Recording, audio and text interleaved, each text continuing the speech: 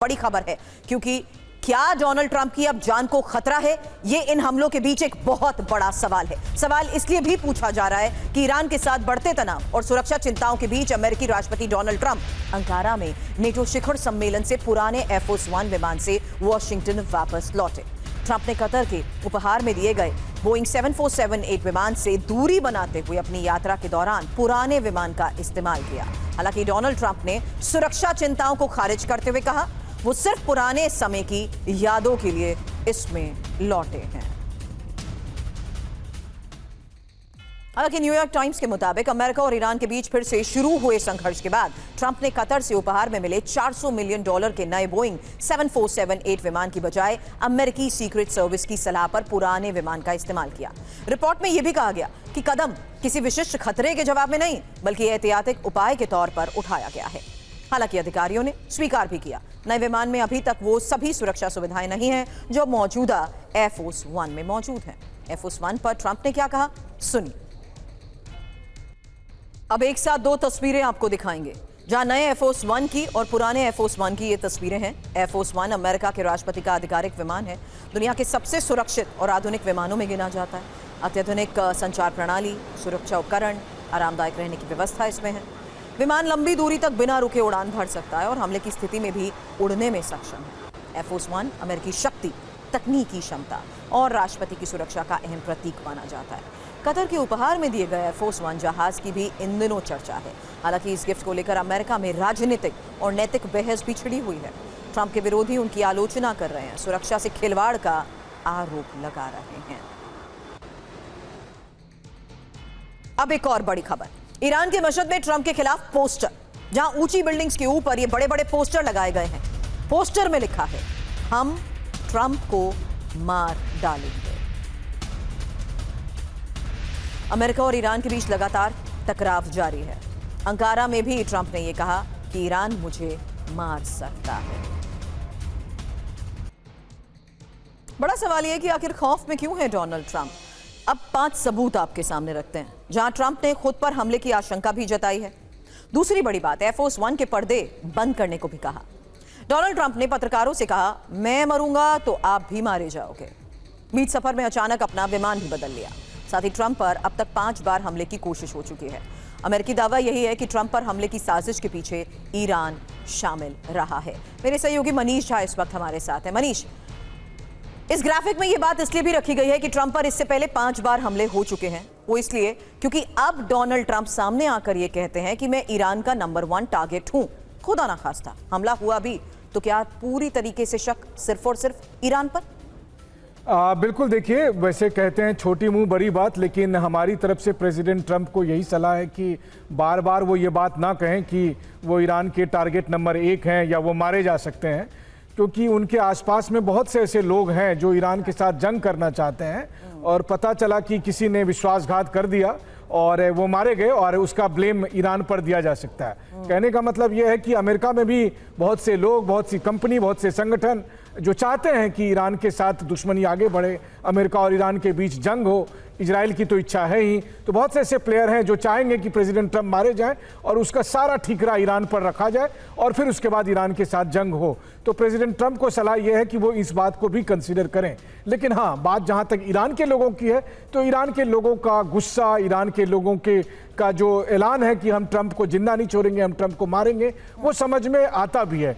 वैसे भी अगर आप देखें तो 28 फरवरी को जब उनके सुप्रीम लीडर मारे गए और तब से आज जब सुपुर्दे खाक किया जा रहा है, तो अब गुस्सा ज्यादा है, क्योंकि उस समय तो अचानक हमला हो गया था। लेकिन आज जब वो सुपुर्दे खाक करने अपने लीडर को जा रहे हैं, तब भी अगर अमेरिका ने जिस तरीके से 2 दिन में हमले किए हैं, इससे वहां के लोगों में और ज्यादा गुस्सा आया है और वो किसी भी रूप में आ सकता है, जंग के रूप में भी या असैसिनेशन अटेम्प्ट के तौर पर भी। बिल्कुल, और जो शक्ति प्रदर्शन ईरान में हो रहा है उस बीच लगे ये पोस्टर भी एक सबसे बड़ी वजह है। दूसरे दिन अमेरिका ने ईरान पर हमला किया। बड़ी खबर अमेरिकी हमलों के बाद ईरान के पलटवार को लेकर भी है। बहरीन कुवैत पर IRGC का यह पलटवार, जहां बहरीन में ईंधन टैंक्स को ड्रोन से निशाना बनाया गया है। वहीं कुवैत में पैट्रियट मिसाइल इंटरसेप्टर सिस्टम पर भी निशाना। कतर में भी चेतावनी प्रणाली पर ड्रोन अटैक किया गया।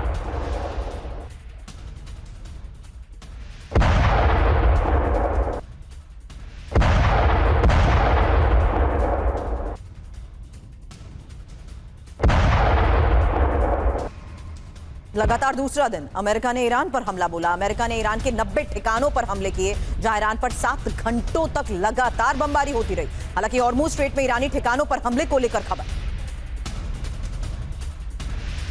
अब सेंटकॉम ने भी हमले का वीडियो जारी किया है, जहां अमेरिकी सेना ने उत्तर पूर्वी ईरान में 2 रेलवे पुल पर क्रूज मिसाइल दागी हैं। ईरान के बुनियादी ढांचों पर हमला किया गया। 8 अप्रैल को हुए युद्ध विराम के बाद पहली बार अमेरिका ने ईरानी बुनियादी ढांचे पर हमला किया है। वहीं ईरान पर स्ट्राइक के बाद डोनाल्ड ट्रंप का बयान, हमने 1 के बदले 20 प्रहार किए हैं और ईरान समझौते के लिए बेकरार है। डील के लिए ईरान से कॉल आई। बड़ी खबर है चाबहार पोर्ट पर ईरानी मिलिट्री बेस पर अमेरिकी हमले को लेकर, जहां चाबहार में IRGC नेवी का इमाम अली बेस है। इस हमले के बाद चाबहार का आधा हिस्सा अंधेरे में डूब गया।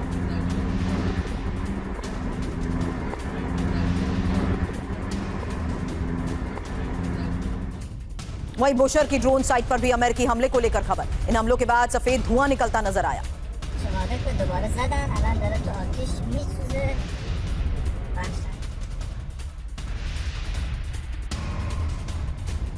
वहीं हॉर्मुज के अबू मूसा द्वीप पर भी हमला हुआ। दक्षिणी शहर सिरिक के तहरुई गांव में ये 3 धमाके हुए। अल जजीरा के हवाले से ये खबर है।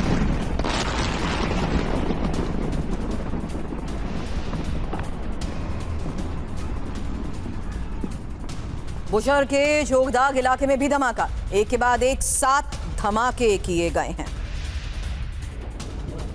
रिहायशी इलाकों को भी निशाना बनाया गया।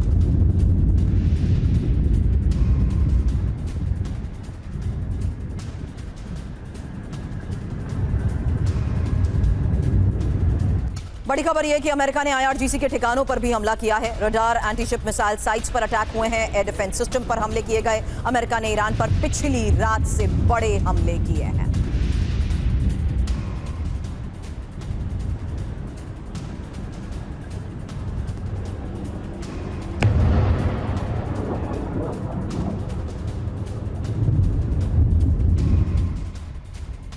दो दिन कुल 170 अमेरिकी हमले, जहां ईरान पर दूसरे दिन हमलों की एक इंफॉर्मेशन, क्योंकि कुल 90 अटैक हुए हैं।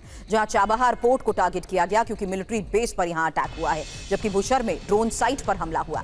सिरिक में तहरुई गांव में 3 धमाके हुए। बड़ी बात यह है कि बुनियादी ढांचों को अब निशाना बनाया जा रहा है। साथ ही उत्तर पूर्वी ईरान में 2 रेलवे पुल पर भी मिसाइल हमला हुआ है। इसके अलावा सैन्य ठिकाने, रडार, ड्रोन सेंटर पर भी वार। अब समझौते की गुहार ईरान लगा रहा है, ये डोनाल्ड ट्रंप का कहना है। वहीं ईरानी संसद के स्पीकर कालिबाफ का बयान, हमला करेंगे तो करारा जवाब मिलेगा। यूएस ने अब तक धौंस जमाने की कीमत नहीं समझी है। बेकार की कोशिश की तो बुरा अंजाम होगा। हालांकि हॉर्मुज को सिर्फ ईरान की शर्तों पर ही खोला जाएगा।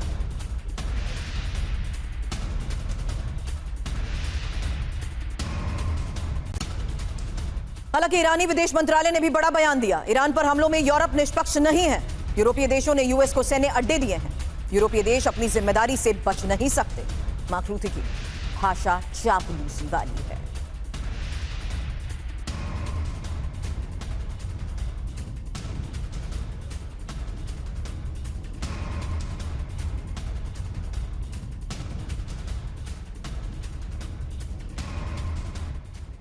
अब सीज फायर के बाद करीब 1 दर्जन से ज्यादा मौकों पर ईरान और अमेरिका के बीच झड़प हुई है।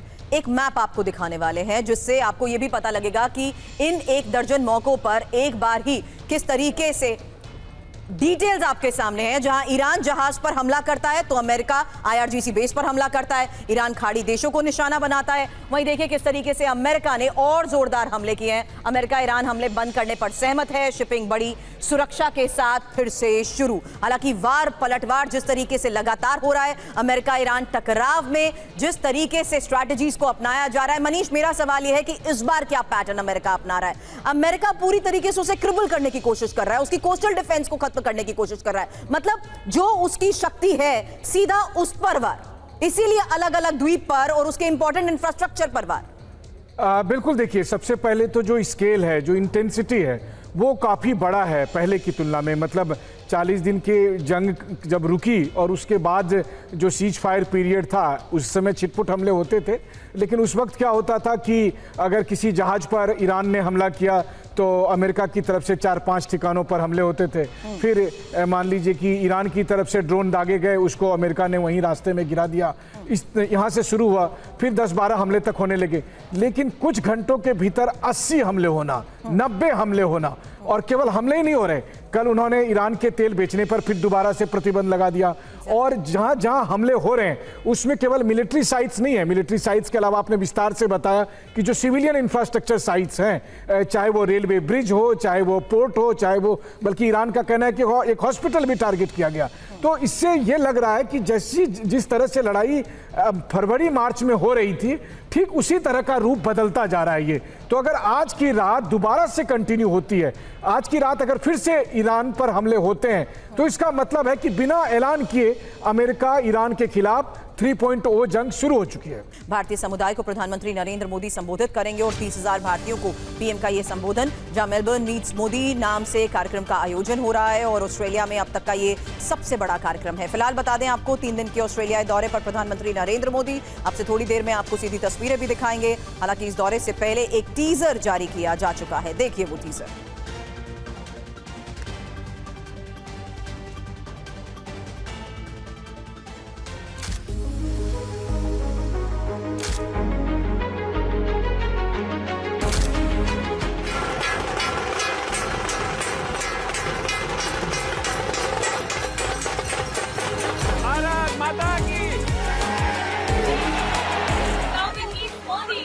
Going to be history in the making right here in the heart of Joplin in Melbourne. I'm very, very excited today and I cannot wait to see Modi ji. Melbourne meets Modi.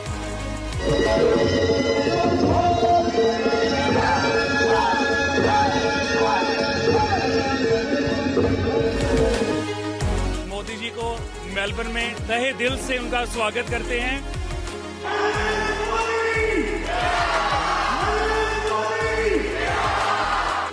I'm a huge fan of Narendra Modi ji. He's the man behind the incredible India today, who shaped India in many ways and took a great decisions for an incredible India today. Modi ji and Albo together. We are super excited to see Albo and Modi ji.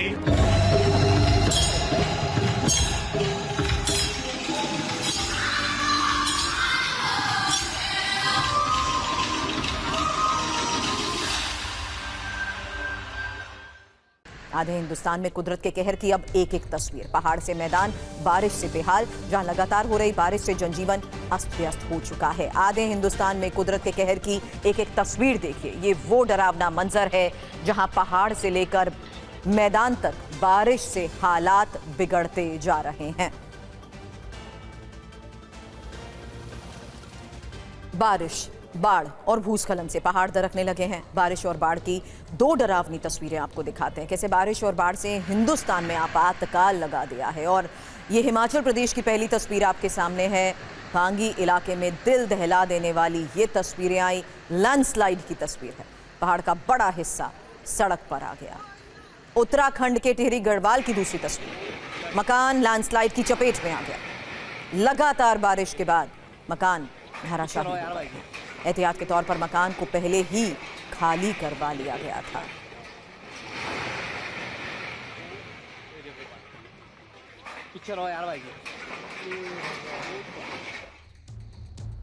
अब हरिद्वार, लगातार हो रही बारिश की वजह से हरिद्वार में जनजीवन अस्त व्यस्त नजर आ रहा है। देर रात से जारी बारिश के बाद रानीपुर मोड़, भगत सिंह चौक समेत कई चौक चौराहे और सड़कें जलमग्न हो चुके हैं। सुबह ड्यूटी के लिए निकलने वाले लोगों को आवाजाही में काफी दिक्कतें हुई। कई वाहन पानी में फंसे रहे, बंद हो गए। इतना ही नहीं, कुछ लोगों को तो बीच रास्ते से वापस लौटना पड़ा। ऐसे में लोग मध्य हरिद्वार में हर साल होने वाले जल भराव के लिए प्रशासन और सरकार को दोषी ठहरा रहे हैं। अब जम्मू कश्मीर की रियासी की तस्वीर। भारी बारिश के चलते सलाल बांध के कई गेट खोल दिए गए। असर ये रहा कि चिनाब नदी का जलस्तर काफी बढ़ गया है। ऐसे में एहतियात के तौर पर चिनाब नदी में होने वाली राफ्टिंग पर फिलहाल रोक लगा दी गई है। साथ ही प्रशासन ने आम लोगों से चिनाब नदी के किनारे जाने से बचने की अपील की है।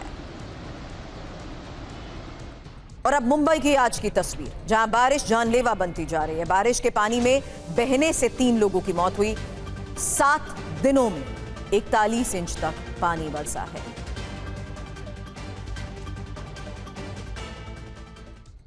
अब महाराष्ट्र के रायगढ़ से आई हैरान करने वाली तस्वीर देखिए। महाराष्ट्र के रायगढ़ में सिलेंडर बहने का वीडियो वायरल हुआ। एचपीसीएल के प्लांट से करीब 3000 सिलेंडर बह गए। ये सिलेंडर पाताल गंगा में कई किलोमीटर तक बहते नजर आए। हालात ये हैं कि सिलेंडर लूट के लिए मारामारी की स्थिति बन चुकी है। इन तस्वीरों को गौर से देखिएगा। यहां पानी में बहते हुए सिलेंडर आपको नजर आए। वीडियो वायरल होने के बाद पुलिस ने लोगों से सिलेंडर वापस भी लिए।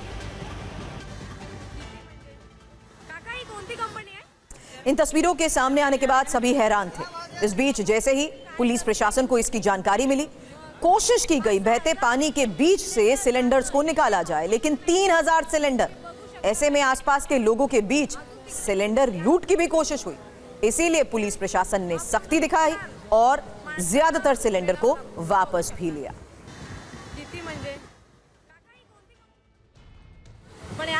कोशिश थी कि पानी में बहते सिलेंडर्स को किसी तरीके से पकड़कर 1-2 सिलेंडर कैसे बाहर निकाल लिए गए, वही तस्वीर भी आपको दिखा रहे हैं।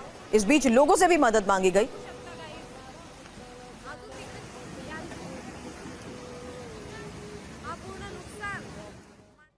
हालांकि महाराष्ट्र में बारिश की रफ्तार आज कम जरूर हुई है, लेकिन स्थिति में ज्यादा बदलाव नहीं हुआ। लोगों की मुश्किलें भी कम नहीं हो रही हैं। अब वसई, विरार और नालासोपारा में स्थिति जस की तस है, जबकि पानी भरने से लोगों की मुसीबत कम नहीं हुई है। वसई और विरार का हैरान करने वाला ये वीडियो देखिए। ट्रैक पर लोगों के पैदल चलने की ये तस्वीरें हैं। नालासोपारा में पिछले 4 दिन से बिजली भी नहीं है।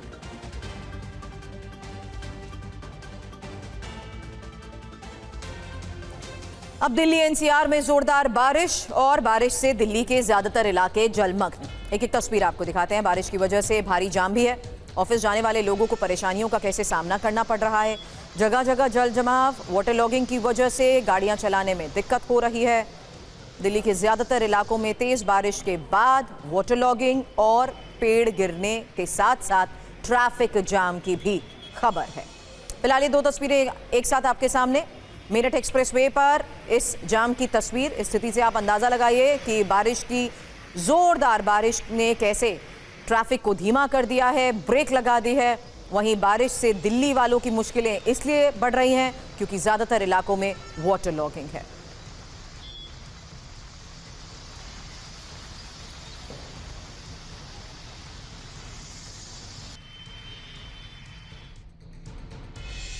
अब ग्रेटर नोएडा की तस्वीरें। ऊंची ऊंची रिहायशी इलाकों में भी अब बुरा हाल हो चुका है, क्योंकि किसी सोसाइटी में कई फीट तक पानी भर गया तो कहीं पार्किंग में पानी आ गया। इराटू स्थित मिक्सन ट्विन सोसाइटी के बेसमेंट में पानी भर गया। अरिहंत आर्डन सोसाइटी के सामने नाले में पानी भर जाने से सड़क लबालब हो गई। अंदाजा लगाना मुश्किल है कहां नाला कहां सड़क। वहीं Shri Radha sky garden society की बात करें तो यहां पार्किंग में झरना फूट पड़ा।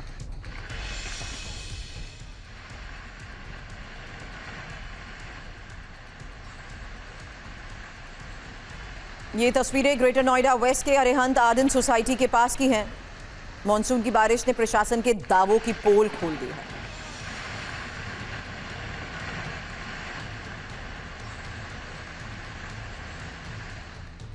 हाल हर तरफ एक जैसा है। गाजियाबाद और नोएडा के ज्यादातर इलाकों में जल भराव है। लोगों को रोज के कामकाज के लिए अब परेशानियों का भी सामना करना पड़ रहा है, क्योंकि सुबह दफ्तर निकलने वाले लोग सड़क पर फंसे रहे, न सिर्फ लंबे जाम की वजह से लेकिन जल जमाव की वजह से भी।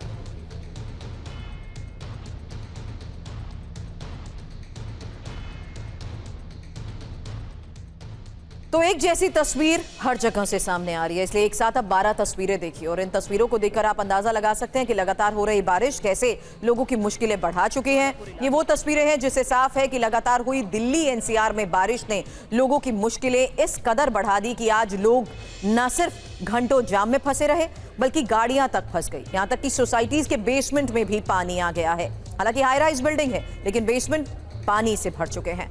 जो सोसाइटीज नहीं बल्कि सड़क पर लोग थे उन्हें वाटर लॉगिंग की समस्या हो रही है। कई जगहों पर गाड़ियां फंस गई, गाड़ियां खराब हो गई, पेड़ भी टूटे, सड़क तक धंस गई। ये है दिल्ली एनसीआर का हाल। अब गाजियाबाद की 3 तस्वीरें आपको दिखाएंगे। इंदिरापुरम इलाके में सड़क पानी में कैसे समा गई। गाजियाबाद में लबालब भरी सड़क पर कई गाड़ियां भी बंद हो गई, लोगों को धक्का लगाना पड़ रहा है।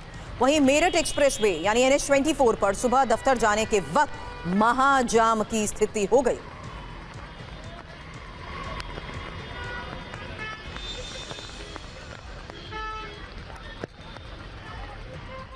अब यूपी के सहारनपुर में भारी बारिश से स्थिति खराब हो रही है। बारिश की वजह से उफनाई बरसाती नदियां और सहंसरा नदी में अचानक पानी आने से बाइक सवार बह गया। पानी की तेज धार में 2 बाइक्स बह गई। बाइक सवार महिला सहित 2 लोग बह गए।